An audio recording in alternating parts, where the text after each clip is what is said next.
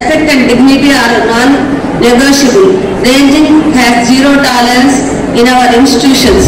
మీ college chairman గారు ఇప్పుడే చెప్పారు, మా కాలేజీ స్టార్ట్ అయ్యి చాలా సంవత్సరాలు అయింది, ఒక్క ర్యాగింగ్ కేసు కూడా లేదు, ఇటువంటి సిచ్యువేషన్స్ మేము ఎప్పుడు ఫేస్ చేయలేదు.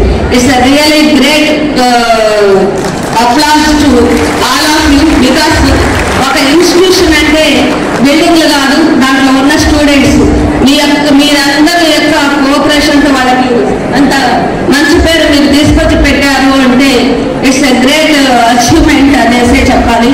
అంత మంచి కాలేజీలో మీరు చదువుతున్నందుకు be proud of all of you.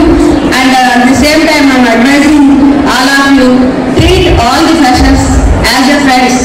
Then అలాగే ఫ్రెషర్స్ కూడా సీనియర్స్ని ఫ్రెండ్లీగా వాళ్ళ యొక్క అనుభవాలని, వాళ్ళ యొక్క ప్రాక్టికల్గా వాళ్ళ యొక్క ఎక్స్పీరియన్సెస్ని మీరు వాళ్ళ యొక్క షేర్ చేసుకోవడం వల్ల మీరు కూడా ఫ్యూచర్లో మంచి స్టూడెంట్గా నిలుచుకునే అవకాశం ఉంటుంది, ఒక లీడర్గా ఎదిగే అవకాశం ఉంటుంది.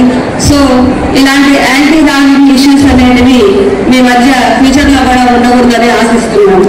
అలాగే letters and we are having eminent speakers about speak of all these issues in detail and also having experts.